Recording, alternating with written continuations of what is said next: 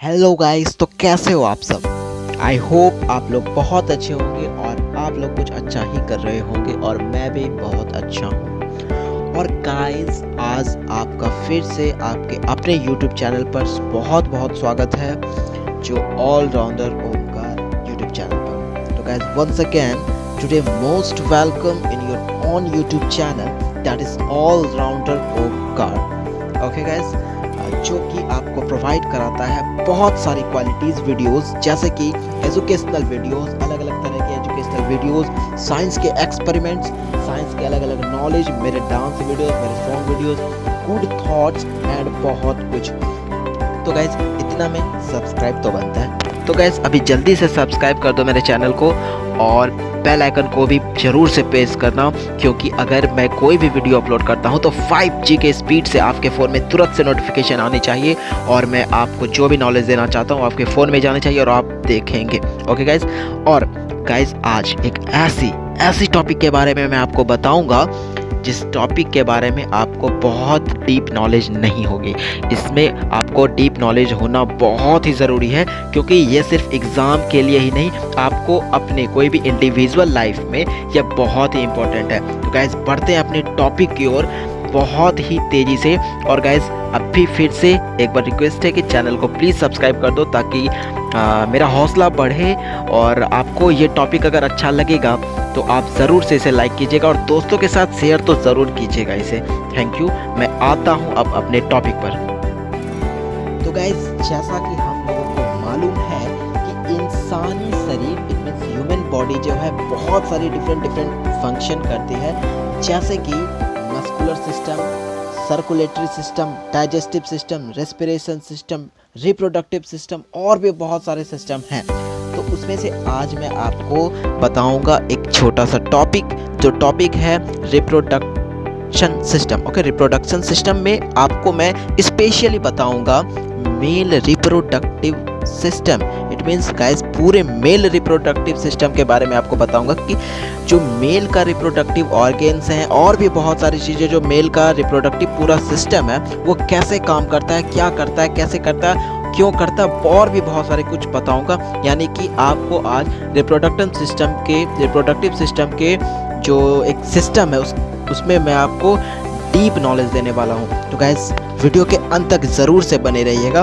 और हाँ गाइस, एक रिक्वेस्ट है कि अगर आप में से कोई भी बंदा या बंदी जो भी हो, कोई भी अगर आप में से अगर ये सोच रहा है कि इस वीडियो में मैं उल्टा सीधा कमेंट करूँगा, तो गाइस आपसे हाथ जोड़कर विनम्र विनती है कि आप अभी ही इस वीडियो को छोड़ो और निकलो यहाँ से, क्योंकि यह वीडियो सिर्फ और सिर्फ उन स्टूडेंट्स के लिए है, उन लोगों के लिए है जो नॉलेज प्राप्त करना चाहते हैं इस बारे में, ना कि उल्टा सीधा कमेंट के लिए। तो guys, once again I request you, please उल्टा सीधा कमेंट ना करें इसमें, क्योंकि यह वीडियो सिर्फ और सिर्फ नॉलेज के लिए बनाया जा रहा है। और क्योंकि मैं ऐसा सोचता हूँ, मुझे ऐसा लगता है कि यह एक ऐसा टॉपिक है जिस टॉपिक के बारे में ज़्यादा लोग बात नहीं करते हैं। मैं अपनी बात करूँ तो मैंने भी ऐसा देखा है कि बहुत सारे स्कूलों में, सारे स्कूलों में तो नहीं बोलूँगा, बट बहुत सारे स्कूलों में इस टॉपिक को स्किप कर दिया जाता है, छोड़ दिया जाता है। शायद हेजिटेशन इसका कारण हो सकता है, जो भी हो, बट नॉलेज तो होना चाहिए। तो वही सब लेकर के मैं आपके सामने यह वीडियो पेश कर रहा हूँ और यह अच्छे से वीडियो बना रहा हूँ, ताकि आपको इसके बारे में अच्छे से नॉलेज हो जाए। तो once again and last one, उल्टा सीधा कमेंट ना करें। अगर उल्टा सीधा कमेंट करना है तो आप अभी ही इस वीडियो से निकल जाओ। और अगर फिर भी आप नहीं मानेंगे, क्योंकि बहुत सारे लोग जो होते हैं, क्या बोल सकते हैं कि गिरे हुए किस्म के लोग होते हैं, वो अगर कमेंट कर भी देते हैं उससे लोगों को कोई फ़र्क नहीं पड़ता है। तो गाइस, हम अपने टॉपिक पर ध्यान देते हैं और आज बताते हैं आपको कि मेल रिप्रोडक्टिव सिस्टम क्या होता है और कैसे काम करता है। तो गाइस, सबसे पहले मैं आपको बता दूं कि रिप्रोडक्टिव सिस्टम जो होते हैं, रिप्रोडक्शन सिस्टम, वो मेनली दो तरह से किए जाते हैं, एक सेक्सुअल रिप्रोडक्शन और एक एसेक्सुअल रिप्रोडक्शन होते हैं। तो चूँकि मेरा जो टॉपिक है वो मेल रिप्रोडक्टिव सिस्टम है, तो मैं डायरेक्ट टॉपिक पर आता हूँ, क्योंकि रिप्रोडक्शन सिस्टम के बारे में आप लोगों को थोड़ा बहुत तो नॉलेज होगा ही, थोड़ा बहुत क्या, बहुत नॉलेज होगा। तो चलिए, जैसा कि हम लोग जानते हैं कि everybody know that to do sexual reproduction we need reproductive organs. Sexual reproduction करने के लिए हम लोगों को एक स्पेशल स्पेसिफिक रिप्रोडक्टिव ऑर्गन है, नेचर के द्वारा हम लोगों को रिप्रोडक्टिव ऑर्गन दिया गया है। तो उसमें से जो मेल का रिप्रोडक्टिव ऑर्गन है वो है गाइस टेस्टिस। जी हाँ गाइस, उस किसी भी मेल का मेन रिप्रोडक्टिव सिस्टम जो होता है वो होता है, मेल रिप्रोडक्टिव ऑर्गन जो होता है मेल का वो होता है टेस्टिस, जिसे टेस्टिस को हिंदी में कहते हैं वृषण। ओके, बहुत सारे लोगों को लगता है कि मेल का मेन रिप्रोडक्टिव ऑर्गन पेनिस होता है, लेकिन नहीं, पेनिस का अलग काम है और उसका सिर्फ 2 काम है। पेनिस का सिर्फ 2 वर्क है, यानी 2 ही काम है। आगे मैं बात करूंगा, सब के बारे में मैं बात करूंगा, फिलहाल टेस्टिस पर आते हैं। और जो मेल रिप्रोडक्टिव ऑर्गन है मेल का वो है टेस्टिस, जिसे हिंदी में कहते हैं वृषण। आगे हम टेस्टिस के बारे में पूरी जानकारी देते हैं कि टेस्टिस, और भी बहुत सारी चीज़ें बताऊंगा टेस्टिस के बारे में, तो आगे बने रहिए वीडियो में। Okay, testis, it is egg shaped organ lies in the scrotum. Now what is scrotum? अब स्क्रोटम क्या होता है? वैसे तो स्क्रोटम को हिंदी में कहते हैं अंडकोश, लेकिन मैं स्क्रोटम के बारे में भी आपको डिटेल बताने वाला हूँ। वीडियो के लास्ट तक बने रहिएगा, मैं टोटल बात आपको बताऊंगा आज। तो पहला तो हो गया कि ये एक अंडा के आकार का यानी एग शेप्ड ऑर्गन है, ये जो टेस्टिस का बात कर रहा हूँ मैं अभी फिलहाल। तो जो टेस्टिस है ये एग शेप्ड ऑर्गन है जो कि स्क्रोटम के अंदर रहता है। ओके, अब बात करता हूँ कि the length, weight and breadth of an adult testis is 4 to 5 centimeter, 14 grams and 2 to 3 centimeter respectively.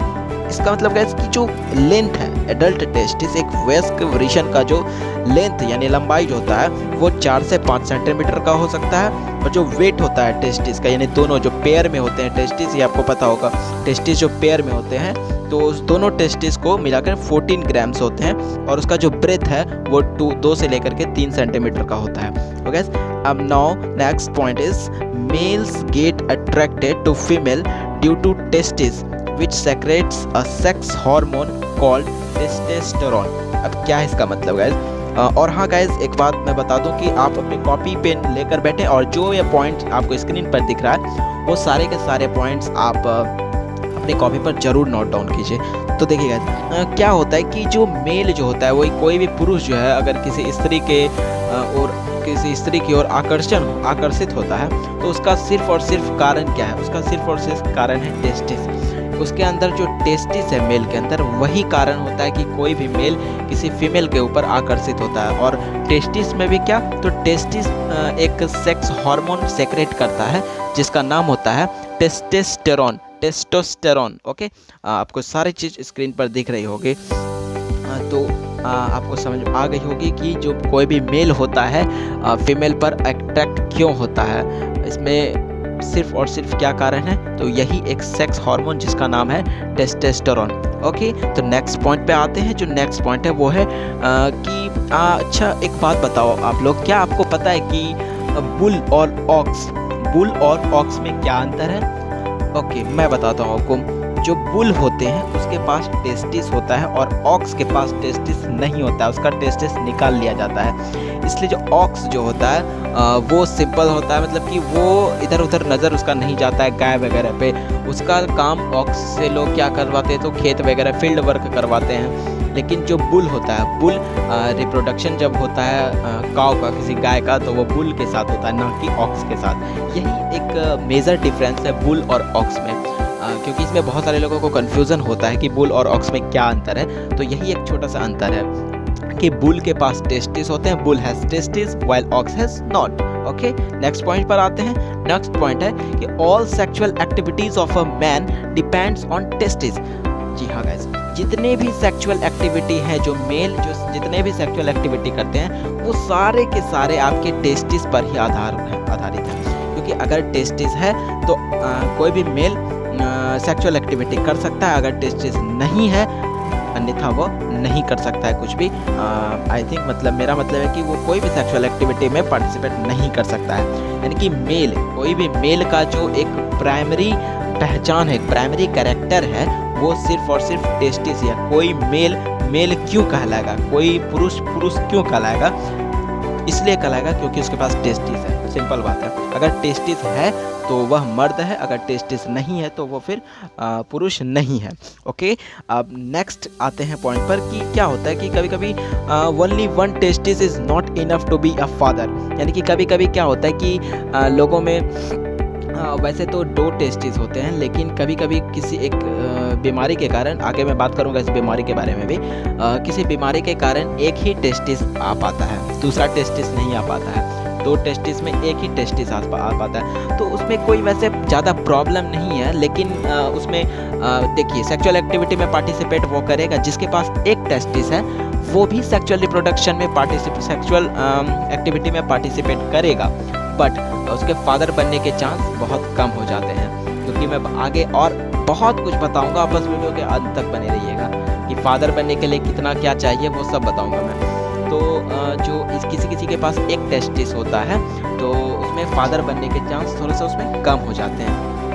Next अब देखते हैं, अब आपने कभी कभी देखा होगा कि कभी कभी आपको अगर चोट लग जाती है टेस्टिस में, यानी कि आपके जो मेन रिप्रोडक्टिव ऑर्गन है उसमें अगर आपको चोट लग जाते हैं, बहुत बार रियलाइज़ होगा खेलने में अगर कोई गलती से मार दिया, चोट लग गई, तो आप तुरंत से पेट पकड़ लेते हैं कि नहीं। देखिए कि sometimes you observe that when you get hurt in your testis you feel pain in your abdomen. Okay, अब देखिए, आप पेट में आपको दर्द होने लगता है। जब भी टेस्टिस में चोट लगेगा आपको पेट में दर्द होगा। क्यों भैया, टेस्टिस में चोट लगा है, पेट में क्यों दर्द? अब बता दो उसका कारण। क्योंकि देखिए क्या होता है कि जो आपका टेस्टिस होता है वो 7 महीने तक आपके पेट में ही रहता है। यानी कि जब आप जन्म लेने वाला टाइम जो होता है आपका, जब आप जन्म लेने वाले होते हैं, तो 7 मंथ तक यानी 7 महीने तक आपका टेस्टिस कहाँ रहता है? आपका टेस्टिस रहता है पेट में, एब्डोमेन में।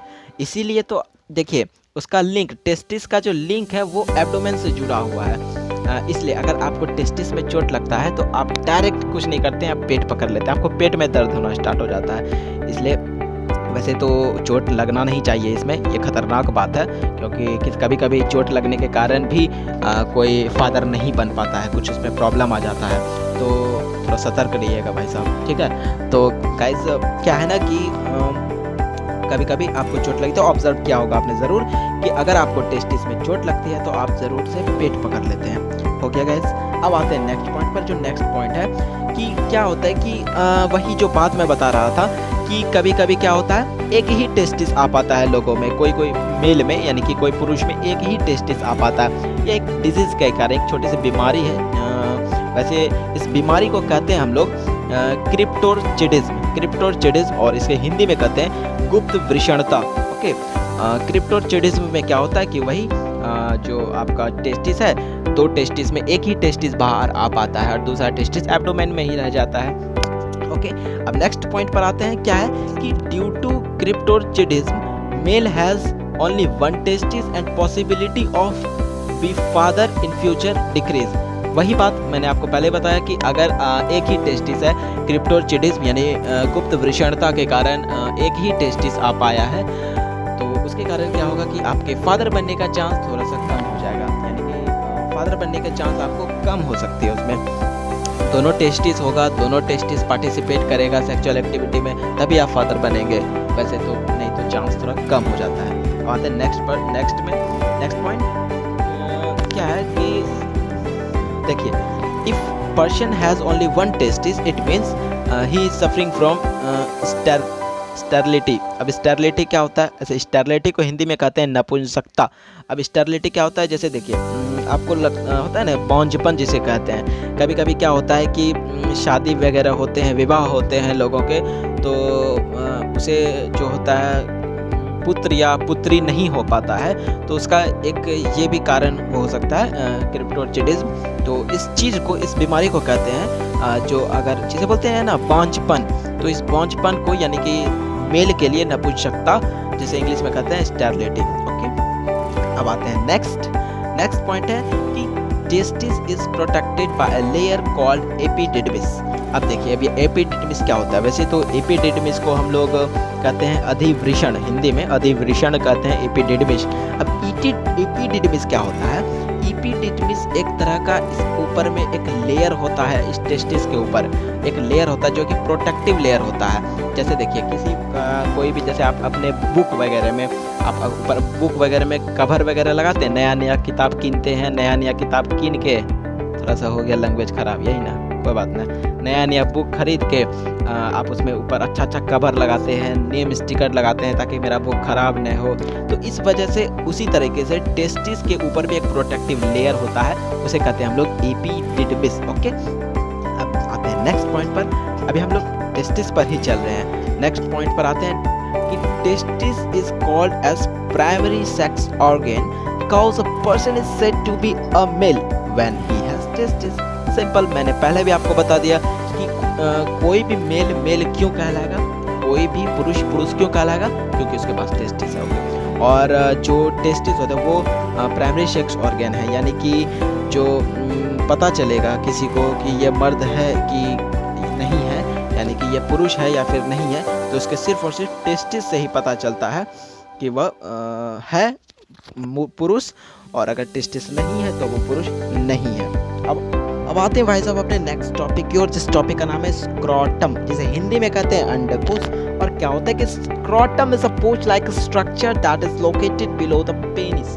अब पेनिस के जस्ट नीचे एक थैली नुमा स्ट्रक्चर है जिसे कहते हैं हम लोग स्क्रोटम। अब चेक मत कीजिएगा, बिल्कुल होगा आप लोगों के पास, हम लोगों के पास भी, यानी कि जितने भी मेल हैं सबके पास है। Next, scrotum lake in elephant, dolphin and whale. Elephant, dolphin और व्हेल में स्क्रोटम नहीं होते हैं, टेस्टिस होते हैं बट स्क्रोटम नहीं होते हैं। Next is you observe that in winter season scrotum get contracted because it gets heat from abdomen. अब क्या होता है कि सर्दियों के मौसम में जो स्क्रोटम होते हैं, जो अंडकोश होते हैं, वो क्या होता है कि सिकुड़ जाता है। क्यों? क्योंकि इनको गर्मी चाहिए। अब गर्मी कहाँ से लेंगे? तो एब्डोमेन से लेने के लिए, एब्डोमेन से गर्मी लेने के लिए, पेट से गर्मी लेने के लिए सिकुड़ जाते हैं।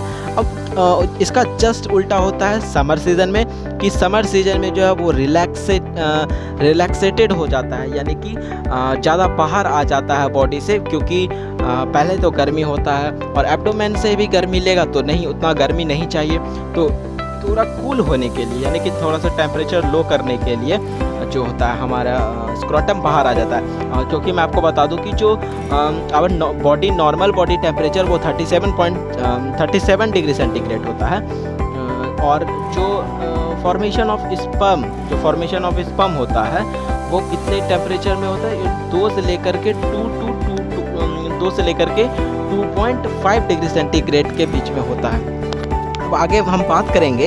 अब तो जो हमारा नेक्स्ट टॉपिक वो है टेस्टोस्टेरोन। अब क्या होता है कि it is a sex hormone produced by testis. ये टेस्टिस के द्वारा सेक्रेशन होता है इसका, और ये एक तरह का सेक्स हार्मोन है, और जितने भी सेक्सुअल एक्टिविटी होते हैं ये सब का सब टेस्टोस्टेरोन के ही कारण होता है। क्योंकि अगर टेस्टोस्टेरोन सेक्रेशन नहीं होगा तो मतलब कि कोई सेक्रेशन नहीं होगा तो सेक्सुअल एक्टिविटी में पार्टिसिपेट भी नहीं करेगा कोई, तो it is called as the secondary sex hormone, और इसे हम लोग सेकेंडरी सेक्स हार्मोन कहते हैं। यानी कि अगर किसी के पास टेस्टिस है तो वो प्राइमरी सेक्स ऑर्गन है उसके पास, और टेस्टोस्टेरोन जो है वो सेकेंडरी सेक्स हार्मोन है। अब देखिए, it develops male physical and sexual characteristics like low pitch sound, beard, attraction towards female, और भी बहुत सारे कुछ। जैसे कि देखिए, अब जैसे ही टेस्टोस्टेरोन का सेक्रेशन स्टार्ट हो जाएगा किसी मेल में, तो उसमें क्या क्या परिवर्तन आएंगे? लो पिच साउंड हो जाएगा, बियर्ड, दाढ़ी मूछ, ये सब आना स्टार्ट हो जाएगा, अट्रैक्शन टुवर्ड्स फीमेल, यानी कि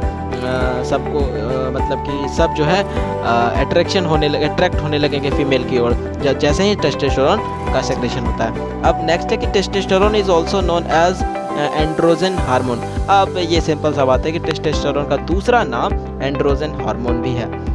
A male is more attracting towards female, it means his testosterone secreted highly। अब किसी भी मेल, कोई भी मेल जो होता है वो बहुत ज़्यादा अट्रैक्ट होता है फीमेल की ओर, यानी कि बहुत ही तेज़ी से, बहुत ही ज़्यादा अट्रैक्ट अगर फीमेल की ओर होता है, तो इसका मतलब सिंपल सा ये है कि उसमें टेस्टोस्टेरोन का जो सेक्रेशन है वो बहुत तेज़ी से हो रहा है, बस। यानी कि साइंटिफिक कारण यही है भाई, है ना। अब नेक्स्ट है कि generally testosterone show its function in 12 years of age. अब कि कोई भी लड़के में, कोई भी बॉय में जो होता है वो 12 साल में टेस्टोस्टेरोन जो है अपना फंक्शन दिखाना स्टार्ट कर देता है। यानी कि 12 साल से ऊपर जैसे ही होते हैं तो अट्रैक्शन वगैरह होना स्टार्ट हो जाता है फीमेल की ओर। अब आते हैं गाइस नेक्स्ट टॉपिक पर। तो गाइस नेक्स्ट टॉपिक जो है वो है वास डिफरेंस। अब वास डिफरेंस क्या होता है कि जैसा कि मैं आपको पहले भी बताया, अभी जस्ट थोड़ी देर पहले बताया था कि जो हमारे पेनिस होते हैं भैया, पेनिस क्या होता है कि पेनिस का सिर्फ और सिर्फ 2 काम।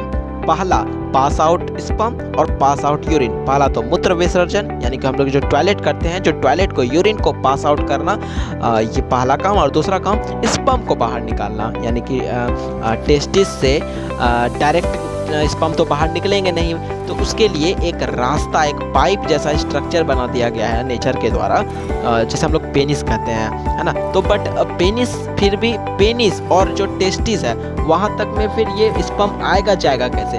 तो उसके लिए जो है उसके लिए वास डिफरेंस है, एक तरह का बोल सकते हैं इसे नस टाइप का है, जिसी ये एक पाथ है। यानी मैं आपको आगे बताऊंगा सब कुछ। फिलहाल देखते हैं कि penis only put sperm in female uterus. यानी कि जो पेनिस होता है उसका फंक्शन क्या है कि जो पेनिस होता है वो फीमेल के यूट्रस तक स्पर्म को लेकर जाता है। यानी कि जो भी पेनिस जो होता है वो स्पर्म को फीमेल के यूट्रस तक लेकर जाता है। तो we know that formation of sperms take place in testis, how can reach this sperm into penis। अब देखिए पेनिस होता है, लेकिन जो स्पर्म होता है, तो स्पर्म का जो फॉर्मेशन होता है वो टेस्टिस में होता है, लेकिन ये स्पर्म पेनिस तक आता कैसे है? तो there is a duct called vas deferens which conveys sperm from the testis to the penis।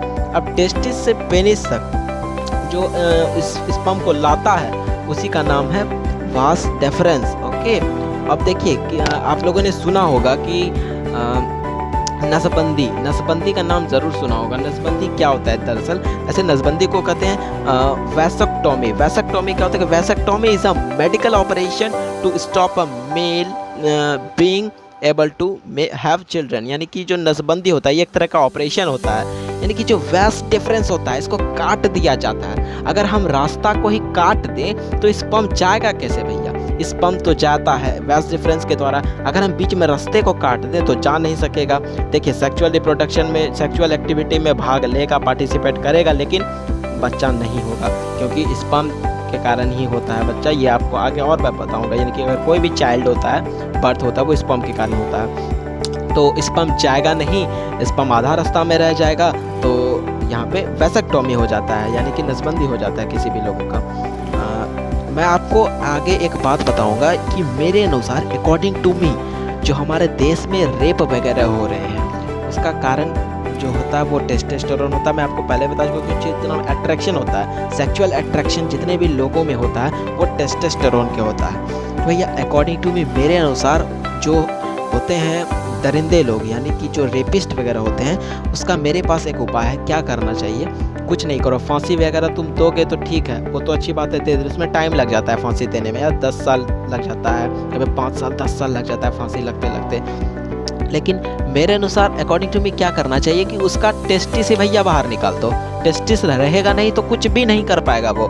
यानी कि उसमें एक जो होता है सेक्सुअल एक्टिविटी का जो इच्छा ही नहीं जगेगा। यानी कि वह एक सिंपल सा रहेगा, जो एक कह सकते हैं जिंदा लाश की तरह बन के रहेगा। तो यही होना चाहिए हमारे देश में भी। अब आते हैं हम अपने टॉपिक पर। जो हमारा नेक्स्ट टॉपिक है वो हम बात करेंगे अब स्पर्म के बारे में, शुक्राणु जिसे कहते हैं। तो हमारा नेक्स्ट टॉपिक जो है वो है स्पर्म, जिसे हिंदी में कहते हैं शुक्राणु। अब स्पर्म क्या है कि sperm is a cell that is produced in the sex organ of a male and that can join with a female egg to produce young ones। यानी कि जो सेक्सुअल रिप्रोडक्शन होते हैं उस रिप्रोडक्शन में कोई सेक्सुअल एक्टिविटी में जो लेडी, कोई भी फीमेल जो होती है वो प्रेग्नेंट हो जाती हैं, तो इसका कारण है स्पर्म। यानी कि स्पर्म जो है वो एक तरह का सेल है और यह सेल फीमेल के सेक्स सेल से मिलते हैं और जाइगोट वगैरह का फॉर्मेशन होता है। उस पर भी मैं फीमेल रिप्रोडक्टिव सिस्टम पर भी फीमेल रिप्रोडक्टिव सिस्टम पर भी मैं वीडियो बनाऊंगा आगे। तो आगे नेक्स्ट देखते हैं कि life span of sperm is only 20 minute. अरे वाह, तो बहुत बड़ी जानकारी है कि स्पर्म का जो लाइफ स्पान होता है यानी कि जीवन काल मात्र 20 मिनट का, यानी कि 20 मिनट तक स्पर्म जिंदा रहेगा और उसके बाद वो मर जाएगा, है ना।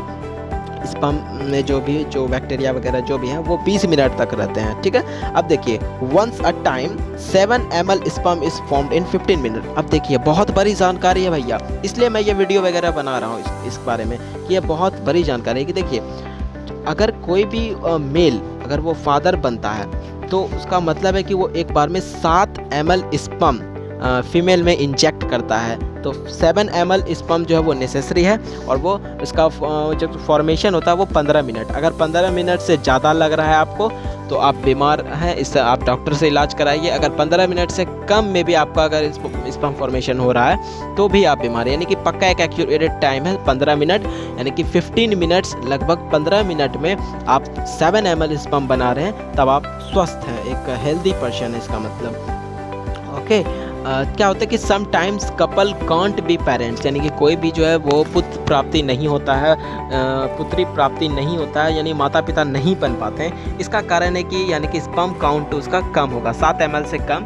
इसीलिए एक तो आपको मैं क्रिप्टोचिडिस में बताया, दूसरा कारण ये भी हो सकता है नपुंसकता, और दूसरा कारण ये भी हो सकता है बाप या फिर माँ नहीं बन पाने का, कि 7 ml से कम स्पर्म होना, स्पर्म काउंट। अब देखिए, sperm get nutriated through Sertoli cell. अब सेटोली कोशिका के द्वारा, सेटोली सेल के द्वारा स्पर्म जो है वो उसको न्यूट्रिएंट्स मिलता है।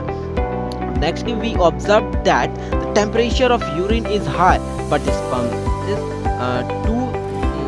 2.5 centigrade, always less than normal body temperature. अब देखिए, बहुत बड़ा बात है कि जो टॉयलेट होता है हमारा, यूरिन जो होता है वो गर्म होता है, लेकिन स्पर्म कभी गर्म नहीं होगा, क्योंकि जो हमारा normal body temperature 37 degree centigrade है, उससे 2 से लेकर के 2.5 सेंटीग्रेड कम ही होगा, यानी कि 37 डिग्री से 2 से 2.5 सेंटीग्रेड कम होगा किसका, तो स्पर्म का टेम्परेचर। अब sperm is alkaline in nature and it's pH value is more than 7। अब स्पर्म जो होता है उसका जो नेचर होता है वो एल्कलाइन जैसा होता है, एल्कलीज, ओके, और इसका pH वैल्यू 7 होता है। नेक्स्ट, अब human sperm contains fructose sugar. अब देखिए, स्पर्म शुगर कंटेन करता है, ये आपको एक जानकारी है, बहुत अच्छी, कॉपी में नोट करते जाइएगा, जिसको फ्रुक्टोज शुगर मतलब C6H12O6। ह्यूमन स्पर्म जो है वो फ्रुक्टोज शुगर कंटेन करता है। अब जो आते हैं हम अपने नेक्स्ट टॉपिक पर, नेक्स्ट है और बहुत इंपॉर्टेंट है ये लास्ट टॉपिक, और ये बहुत इंपॉर्टेंट है। तो गाइस, अब आते हैं नेक्स्ट टॉपिक पर, जिसका नाम है प्रोस्टेट ग्लैंड। अब देखिए, ये प्रोस्टेट ग्लैंड क्या होता है कि we know that we have kidney which helps in the secretion of urine.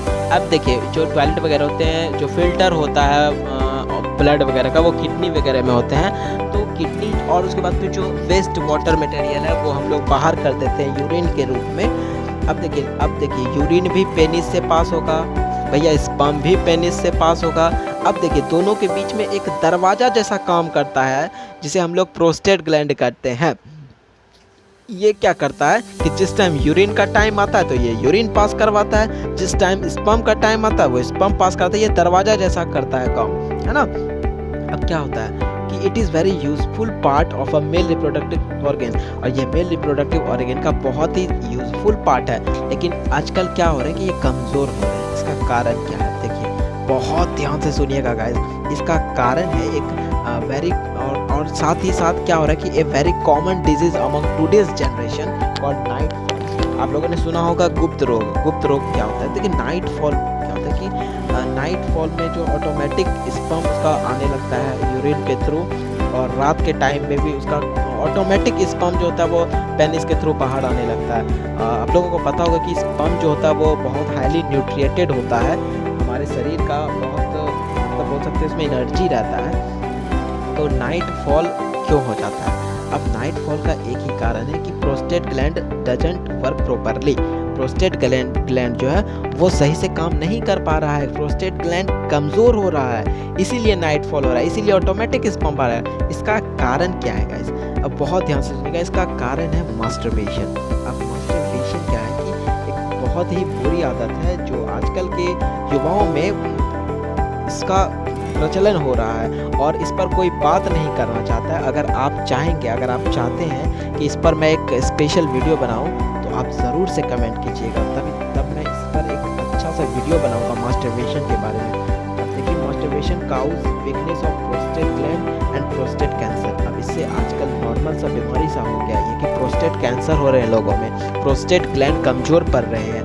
इसका मेन कारण मास्टरबेशन है। तो गाइस, इसलिए अच्छी चीज़ों से आप संबंध बनाएं, अच्छी चीज़ें करें। ये सब बुरी आदतें हैं और जो कि लोगों को तो नहीं, आपको ही क्षति पहुंचाता है। और मैं आप आगे इस पर बात करूंगा नेक्स्ट वीडियो में, और अगर आप चाहते हैं तब मैं मास्टरबेशन पर एक स्पेशल वीडियो बनाऊंगा। तो गाइस, आज के टॉपिक यहीं ख़त्म करते हैं।